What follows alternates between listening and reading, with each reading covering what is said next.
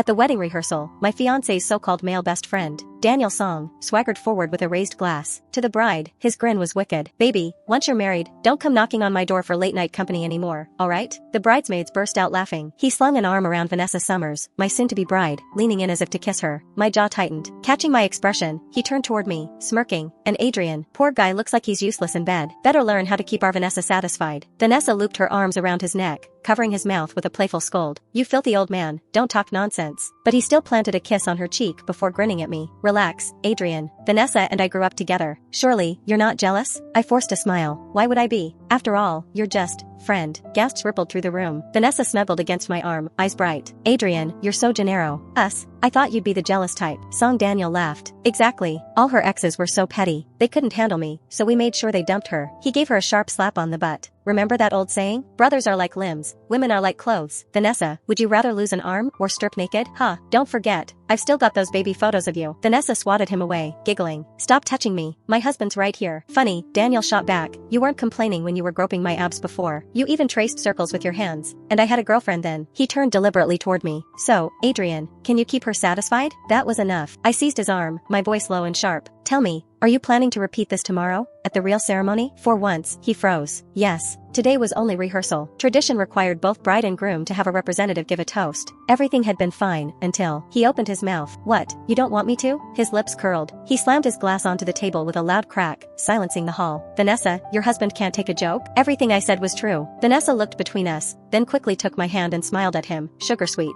Daniel, you're my best friend. Adrian's just too straight-laced, don't mind him." Daniel's face darkened. He stomped the floor. "After all these years, you're siding with him? You haven't even married him yet." Vanessa shoved me toward him. "Adrian, apologize. Once he changes the toast, this will all be over." Her bridesmaids chimed in one after another. "Yeah, apologize to our bestie. Only if you please her can you marry Vanessa." "Exactly. Everyone knows Vanessa listens to Daniel the most. If you want to join our circle, you'd better win over us girlfriends first." Daniel smirked, pretending to swat at them playfully. "Amelia, how many times have I told you? I'm a guy, call me bro." Song Dan. IEL puffed out his chest dramatically. Amelia Fairchild giggled, patting him playfully. "Calling you bro just doesn't suit you." Laughter erupted among the bridesmaids. They joked and teased, as if I, the Adrian, didn't even exist. Finally, when the noise died down, Daniel turned to me with a grin. He jabbed a finger in my direction, then at Amelia. "You two owe me an apology, but I won't take just words. Here's the deal, each of you down a bottle, that'll settle it." Cheers broke out. "Yes, that's my sister, so generous." Vanessa clapped, beaming. The others followed her lead, clapping and whistling, while my face grew darker. The waiters quickly brought out 2 bottles of beer. Daniel poured a glass, handing it to Amelia. "Amelia, I know you're not feeling great. Let me drink half for you." He tipped it back in one gulp. The crowd applauded as if he'd just performed a heroic feat. Amelia, touched, drained the rest of the bottle. "Thanks, bestie. We'll be best friends forever," she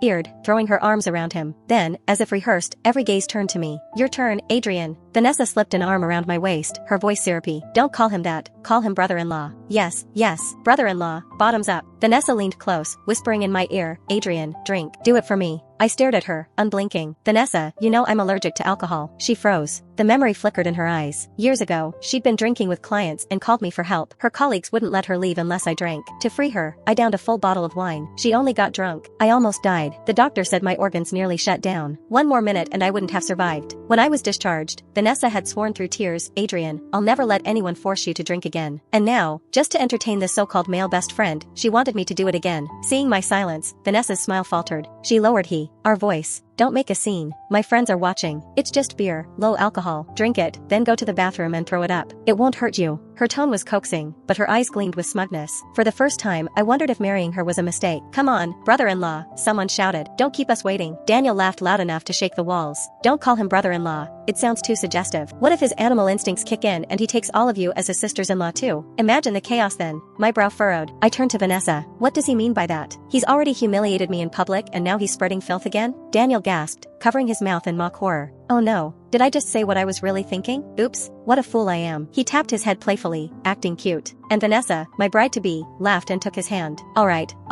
Your pig brain isn't smart to begin with. Don't make yourself look dumber." Daniel pinched her waist, feigning outrage. "Who are you calling a pig? If I'm the pig, then you're the piglet." They started bickering like a couple in love. My patience snapped. I picked up a bottle of beer. I lifted the beer bottle and said coldly, "You want me to drink to apologize? Fine, I'll drink." Daniel's grin widened. "Good. Finish this bottle and I'll forgive you." I raised the bottle and laughed. "Funny, I remember you just drank half a bottle for Amelia. So why don't you drink the other half, for me?" Before he could react, I appended the bottle. pouring its contents straight over his head. The banquet hall erupted. Screams rang against the ceiling as beer streamed down his hair, dripping onto his expensive suit. Daniel stood frozen, drenched, and humiliated. I didn't wait for the fallout. Ignoring the chaos behind me, I strode out, climbed into my car and drove straight home. When I opened the door, the house was draped in red silk and festive decorations, bright symbols of joy and union. But as I stood there, staring at it all, a suffocating heaviness pressed down on my chest. I slid down the wall, clutching my heart as tears spilled before I could stop them. This was supposed to be the happiest moment of my life. Yet why did it feel like the beginning of a nightmare? Memories crashed over me. Vanessa and I had met in college. At first, I only thought she was beautiful. When she confessed, I agreed almost casually. Then, disaster struck. My family's business teetered on the edge of bankruptcy, but Vanessa hadn't left. Instead, she emptied all her savings, offering them to my parents. When she saw I couldn't afford my usual designer belt, she worked part-time through summer and surprised me with a new one. I'll never forget the sight of her in a ridiculous mascot costume, handing me the gift with a shy smile. That day, I decided this was the woman I would marry. By some miracle, my family's business recovered. After graduation, my parents had doubts about her background, but I was adamant. No one else would do. Moved by my resolve, my parents gave her a branch company and bought us a luxury apartment downtown as a wedding gift. Tomorrow was supposed to be the beginning of our new life, but today, her so-called best friend had humiliated me in front of everyone, while Vanessa stood by his side. My stomach churned. I barely made it to the bathroom before vomiting. The front door slammed. Vanessa stormed in, her voice like a whip. "Adrian, who gave you the right to treat my best friend like that?" I was still retching over the sink, and her first words weren't concern for me but fury over him. I wiped my mouth, bitter laughter bubbling out. "So, this is what our marriage means to her." I turned, voice cold. "Best friend? Tell me, did he lose something down there? Or did you grow something? Otherwise, why are you treating him like he's your other half?" Vanessa's face burned red. She slapped me hard across the cheek. "ADR, Ian, shut your mouth." The sharp crack echoed in the silence. My pride flared as my cheek stung. "You hit me? For another man?" Her expression softened. She sighed, reaching to embrace me. "Baby, don't be mad. Daniel's just my childhood friend. There's nothing between us, I swear. Tomorrow is our wedding. Your parents spent so much effort. Don't let their hard work go to waste." Her lips curled in a playful smile, as if she could sweet-talk me into forgetting everything. I shoved her away. "Are you threatening me?" Vanessa shrugged. "Just stating facts. Besides, Daniel is one of my bridal parties. We can't exactly have a missing bridesmaid, can we?" I barked out a laugh. "I've never heard of a male bridesmaid in my life." She rolled her eyes. "There are plenty of things you've never heard of. Stop making a fuss." "Making a fuss?" My voice cracked with bitter laughter. "Last Valentine, I booked the best restaurant 6 months in advance. Then he called and you disappeared all night. That's just trivial too?"